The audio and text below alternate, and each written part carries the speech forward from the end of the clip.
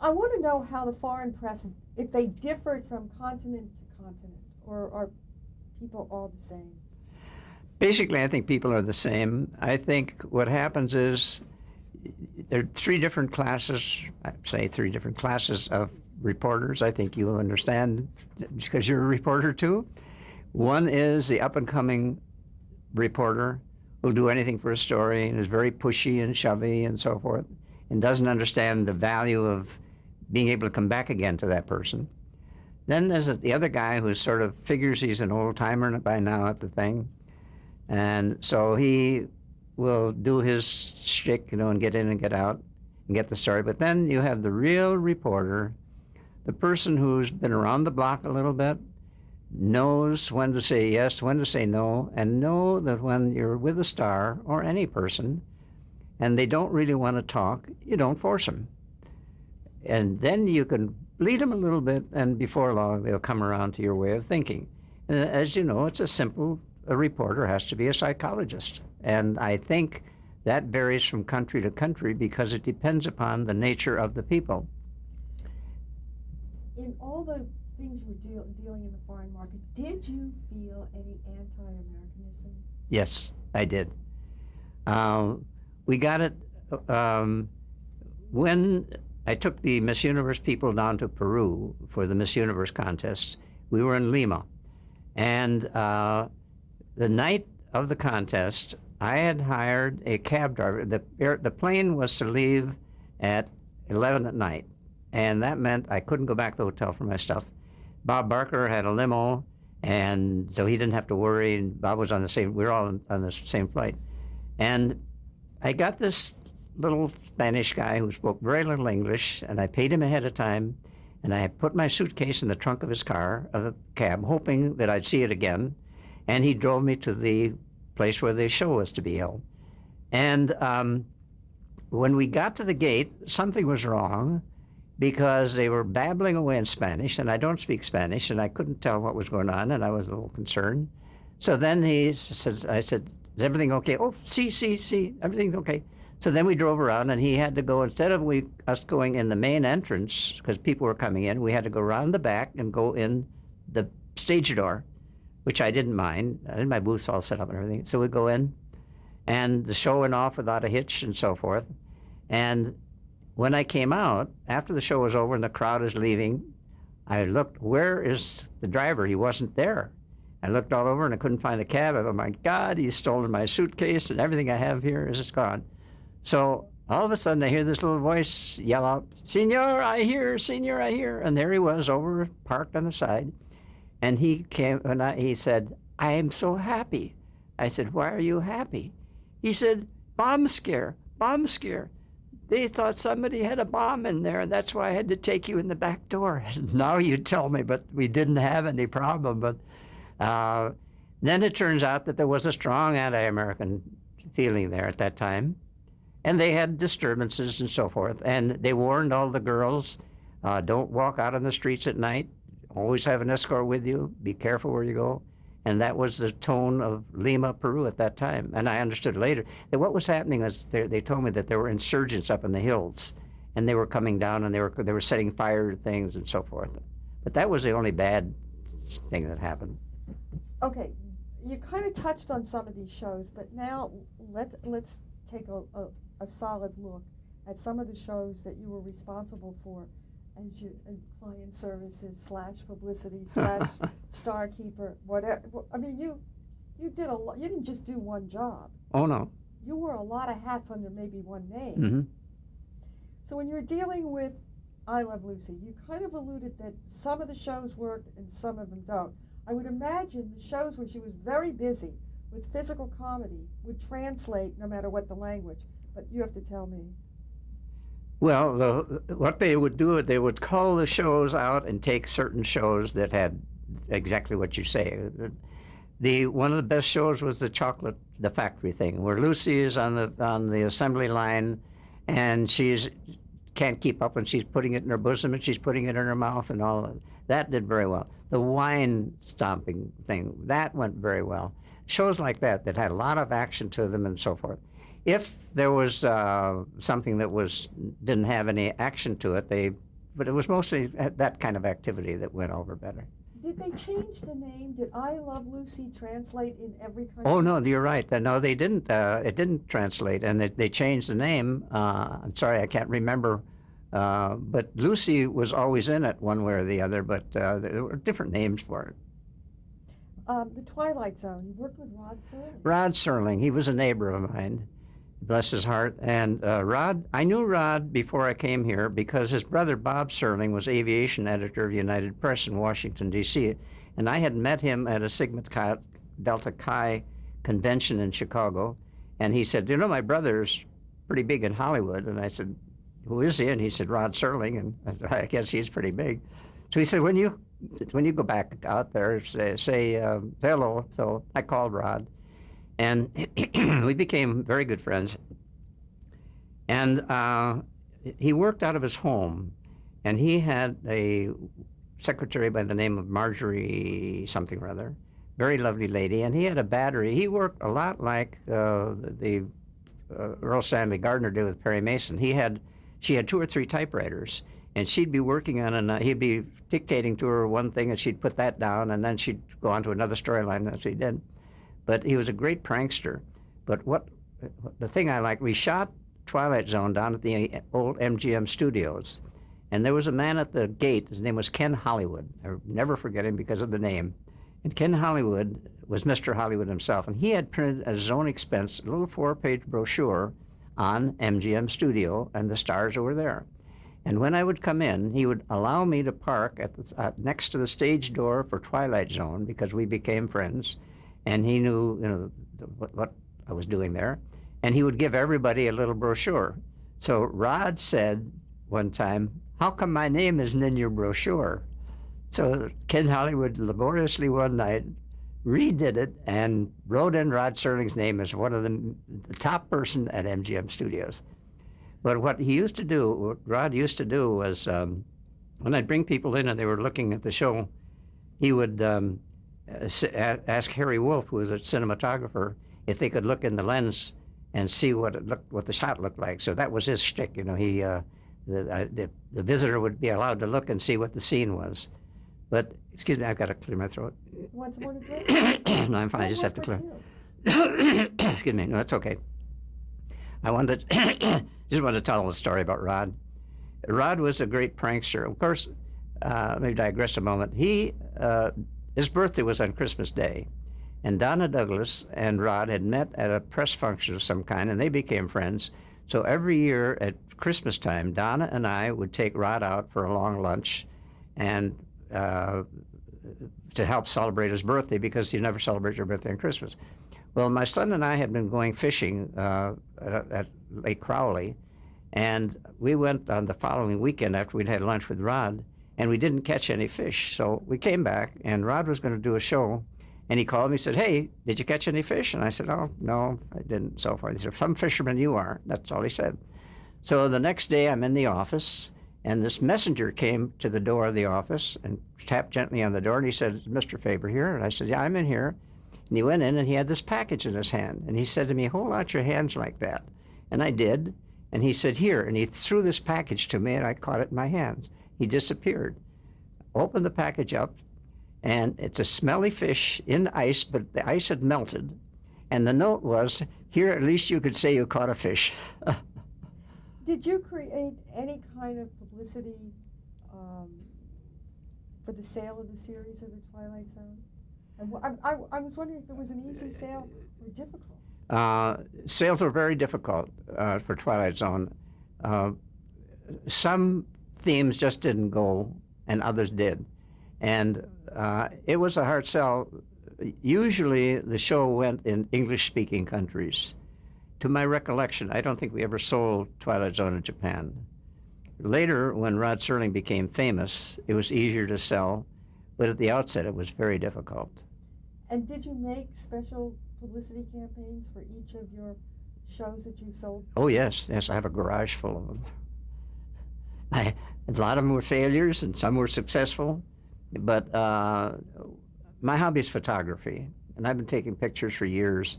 And I don't know that I should even get my little secret away, but I had a little tiny camera. And I would go into the studio, and I usually had a little camera in my pocket, my suit coat pocket. The smaller the camera, the better, but I was a pretty good photographer. So what would happen was, when nobody was looking, would get a shot of my guest with Raymond Burr, or with so-and-so and so-and-so. So then when I do the press kit, then I'd enlarge that picture, and that person would be seen with the star. So if I couldn't get it done professionally, sometimes we would hire photographers, and you had a budget, and you couldn't have a photographer for every day of the shoot because it takes 2 weeks to shoot some of these shows. So I couldn't afford a photographer every single day, and I didn't want to pay the money, because sometimes the photographer was $100, $200 a day. I didn't have that kind of money. So I'd just sneak a few pictures here and there, but not a lot, but it's my secret. I know now why you were successful, because you saw both sides of what you were dealing with. The sale for the CBS side and the recipients who were buying it, and you made both sides happy. Mm-hmm. And I guess maybe that's the secret of whatever client relations is. Apparently that title intrigues you. It was a good title, though. I liked it. Well, it covers so many It does. It does, all the facets. Well, let's get to Hogan's Heroes. And what was that like? Well, Hogan's Heroes was shot on the back lot about 2 blocks away from MGM. It was at part of the MGM studio, but there's a little back lot they had alongside a drainage canal, and that's where the Hogan's Heroes camp was. And I would love to go down because it was at the end of a dead-end street, and of course there were guards posted there, but I could always park, and we'd go in and we'd walk in. And I'd usually try and get there about lunchtime, because if I was going to have my people meet the stars, it had to happen when they were available. And I'll never forget, because 90% of the time when I came, big fat old John Banner would be sitting. They used to pull a trick on him. He would be sitting in his camp chair, the big chairs just set up. He would be sitting like with his head down, sound asleep. Everybody else would be off eating. And they used to play a trick on him. They wouldn't tell him when it was lunchtime. So poor John would sleep through half of his lunch, and suddenly they'd feel sorry for him and bring him something to eat. But Bob Crane was wonderful. And in fact, I had Bob appear at several functions, and he played the drums very well, and we were very close. And I took John Banner and Werner Klemper and Bob Crane to Peru one time, and I took John Banner and Werner Klemper alone to Australia. And Bob Crane was at something else. He and his wife were doing something, and he couldn't go. And when we went to Australia, it was, I didn't know it was John Banner's birthday, and we were on Qantas. It was the middle of the night, because we left Honolulu at midnight. And all of a sudden, I was half asleep, and Werner Klemper yells out, "Wake up, everybody, wake up. It's past midnight now, it's John Banner's birthday." And he had a set of cufflinks for him, and he had the stewardess come out with a little cupcake for him. How did the foreign markets feel about the subject matter of Hogan's Heroes? Well, we sold it every place but in Japan. And it was a sore spot in Japan. They refused to admit that show existed. And our people tried and tried and tried again. Through my periods of trying to sell it, I never succeeded. But 2 years ago, lo and behold, Paramount got somebody to overcome their dislike for it, and they sold it. It's finally airing now in Germany. And did it affect you, this subject matter, how you promoted this program? Well, it did and it didn't, because that's hard to answer that, because everything affected me, how I helped sell a program. In the case of Hogan's Heroes, I sold the personalities. And I sold it not on the basis of what the program was, but the fact that it was a spoof. It was a spoof, and Werner Klemper was a delight in helping me perpetuate that spoof. And he his father was Otto Klemper, famous conductor and the whole bit. And when I took him to Australia, I arranged for him to conduct the Melbourne Symphony during a rehearsal period, because it was his goal, and they said he did a good job. It was his lifetime dream, to conduct. But Werner was a showman, and I don't want to use the word phony, but he was a complete phony in a lot of ways, and with the monocle. The one thing he refused to do, and I was very unhappy about it, was when we went to Australia, one of the sponsors wanted Werner and John Banner to do a commercial for them to sell, I think it was cars or something like that. And Werner said, "I'll do it, but I will not wear my monocle." And the man said, "Well, that's you, the monocle." He said, "I don't care. I will not." He refused, and so they never did the commercial. So John Banner said, "You spoof you, why you not do that?" Perry Mason. Now I know this is going to be something you like to talk about because obviously you liked Raymond Burr. How did the press treat him? How did what? How did the press treat Raymond Burr? Like a hero. The press loved Raymond, but unfortunately, as Raymond got older, they began to get nitty-picky, and they began to say things about him and make up stories and so forth. Some people tried to make up stories about him having a love affair with Barbara Hale, which was the last thing from the truth. That's your sweet woman. She had children, and her husband was very happy with Billy. And but the press, for the most part, were very good to Raymond, and he was very good to the press because you couldn't trick him. He was too smart for them. A lot of people would interject a quick little question, figuring they'd trip him up, and you couldn't trip him up. What accounted for the popularity of this program abroad? Because you don't have action in there.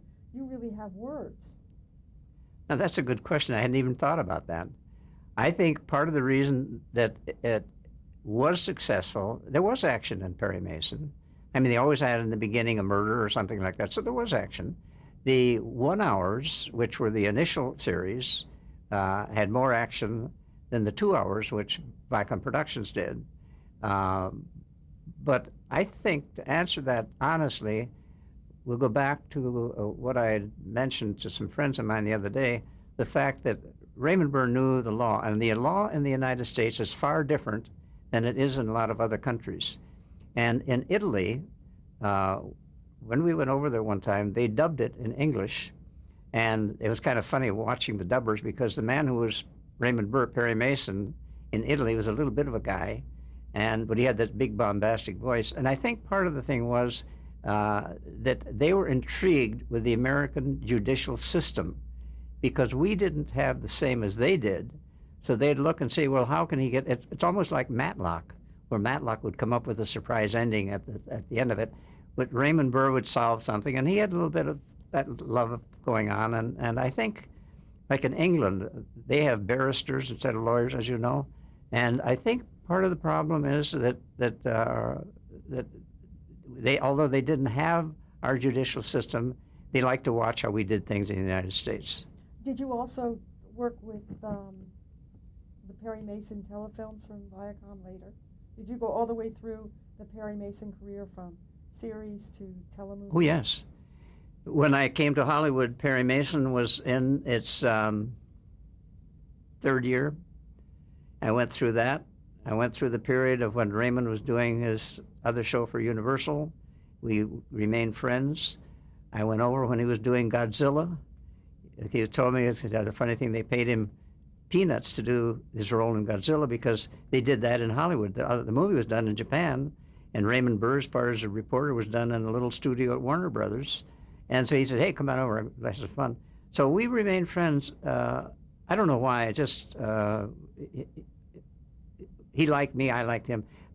When I went to his place at Malibu one time, just to show the type of person he was, I drove up. I had a little trouble finding it. It was overlooked. It was above above Malibu, and I was on a giant cliff overlooking the ocean.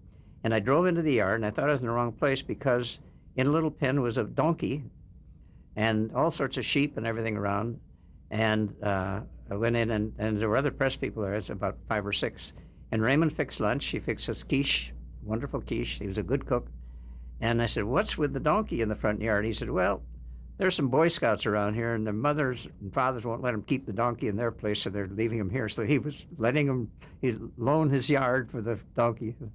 But he was just a wonderful, a great prankster. He had one time when Barbara Hale was coming into the studio late. He got up at 3:30 in the morning to start his line because Raymond knew everybody's line in a Perry Mason. He knew everybody. If the actors, the actresses, the judge, everybody. And if they would make a mistake, he would sort of mumble what they were supposed to say to help them out. But Raymond would get up at 3:30 in the morning to memorize his lines. Eventually, he got tired of the drive to Malibu, so he moved into the bungalow. The studio had several little bungalows, and later on, Ava Gabor for Green Acres had one of the bungalows. Barbara Hale had a bungalow. Raymond Burr had a bungalow, and so he had nothing to do in the middle of the night. So he got up and he got a carpenter to help him, and he took all of the shoes that Barbara Hale had in her closet, and had the carpenter nail them to the ceiling of her bungalow. Then he bought some Jell-O, and he filled the bathtub and the wash basin with Jell-O. Now, here came Barbara Hale, running late. She always was late. She came driving in the studio. She goes into the dressing room, and she said, "Oh, my God!" And her shoes are all up on the ceiling. So then Raymond is standing over in the corner, chuckling gleefully. One time he put a mouse in her, when they were shooting a scene in a courtroom, they had this table with a little drawer, and he put a little live mouse in there, and she opened the drawer and screamed, and little tricks like that. But she got even with him on his last birthday, his 74th birthday, the year he died. She arranged for a man by the name of Johnny James, who was a female impersonator, and he dressed up as Marilyn Monroe. They put him in an artificial cake, and everybody sang "Happy Birthday," and they said, "Bring in the cake." They wheeled the cake in. Johnny James jumps up out of the cake, dressed as Marilyn Monroe with the blonde hair and the perfect imitation, and then got out of the cake and went over, and she sang "Happy Birthday to You" as it had been done by the real Marilyn Monroe to Kennedy years before, and it was fantastic. And that was Barbara's way of getting even with Raymond. Nice. William Conrad and Cannon. God, that was such a good show. It was. You're talking about Cannon, or the fat guy, Jake and the Fat Man? No. Or Cannon. I loved Cannon. Yeah, it was a wonderful show. We shot that also in a little studio in Hollywood, and Bill was, I didn't mention before, I had sent him on a trip to Switzerland. He went with, I forgot who it was, and he went to Switzerland to help us publicize the show. And when he came back, I remember it was about a week before Christmas, he was on hiatus, and he called and he said, "Hey, George, come on over to the studio. I need you for something." And I said, "Raymond, I'm going home. It's almost Christmas." "No, come over. Just take a minute." And I drove over frantically thinking something is wrong, went in the dressing room, and here he is, big Bill Conrad, and he had this box, and he handed it to me. He brought me a watch from Switzerland, a beautiful Swiss watch. And I thought, what a fantastic thing to do. You were successful with the Beverly Hillbillies, but how did you do with Green Acres? Because that's also... Didn't do well at all. We did better with Petticoat Junction because of the train and the girls and the whole bit. Green Acres, talking about sales, we were trying to sell Green Acres to the CBC network in Canada. And there was a man by the name of Doug Nixon who came down, who was the chief buyer. So we prevailed upon Ava Gabor to have a party at her house, and we paid, it was catered and so forth. And she and her mother came and so forth. And so we had the Canadians in for the party, and we had dancing and the whole bit. And it helped us sell the show, obviously. But Green Acres was not popular overseas. It just didn't seem to have something. They liked Eddie Albert, but it didn't have it. Something missing. How about Gunsmoke? I mean, that was so big here. Gunsmoke? Oh yeah, that was a big success all over. And I could never convince James Arness to go on a junket. He flatly refused. He loaned me his cabin up at Big Bear one time, and for my son and I'd go fishing, but I could never get him to go anywhere. But did you need publicity then No. to keep? Yeah. No, it sold itself. Rawhide. Well, we talked about Rawhide, so I think I want to go on. We talked about the Bob Newhart show because I want to get everything of your life in there. Okay. All right. I don't want to repeat. Well, you went from CBS to Viacom, Right. which is really staying in the family, kind of in a way. Well, in my over 50 years, I saw the company first. I first went to work for CBS Films. Then, when time passed, it became Viacom, and originally it was pronounced Viacom. And then when Mr. Redstone bought the company, somebody in the office said, look, we've got to have a standard pronunciation, so it was pinned down. So the change came when Mr. Redstone bought the company, and we, first of all, probably should digress a bit. He practically mortgaged his entire life to buy the company. He had his eye on it, and he decided he was going to have it. And I understand, I forget, I don't have my figures with me. It was over $3 billion. But over $2 billion. $3 billion. And the money, some of it came from National Amusements. Now, there in itself is a story. This man is fantastic. He's one of the most interesting people. He survived a fire in Boston. The kind of determination this man has. He was in a hotel in Boston, and the place caught on fire, and he was in upper floor, and he couldn't go out in the hall. There was smoke in the hall, and he smashed open the window, and he went out on the ledge, and he clung to the ledge for almost an hour until the fire people came in and rescued him. He had burns over 40% of his body, and he determined that nothing was going to stop him, so he recovered. And one of the ways he used to recover was he played tennis, and he exercised his arm with playing tennis. So this is the kind of man he is. Excuse me. I'm sorry. I'm talking so much here. Have a drink. We're going to have a drink. So when you see a man with determination like that, you know what was in his mind when he went to buy Viacom, and he wasn't going to let anything stop him, and he knew it was going to be a successful company. And it was. But the interesting thing was, there I was out on a limb, because when he bought Viacom, they decided to make, I'm ahead of myself. Before Redstone bought Viacom, we were CBS. We had to, sorry, I'm way ahead of myself on this thing. I wanted to get into the fact of the taking over, the FCC forcing. You had to be divested of owning your own program. Yeah, I wanted to put that in first before I mentioned Redstone. Okay. Yep. Throw in a sentence that said. Okay, can I do that? Yeah, because I forgot I was ahead of myself.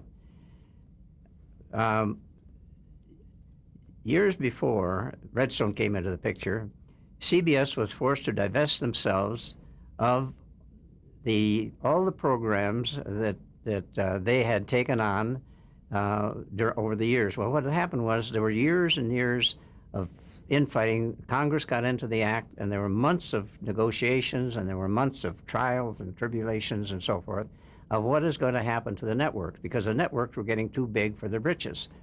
So they finally decided that they would have the networks, the FCC and the Justice Department sued the networks, and the networks agreed that they would have programming from 8 until 11 p.m. at night, and then at 11 o'clock at night, they would turn the time back to the stations.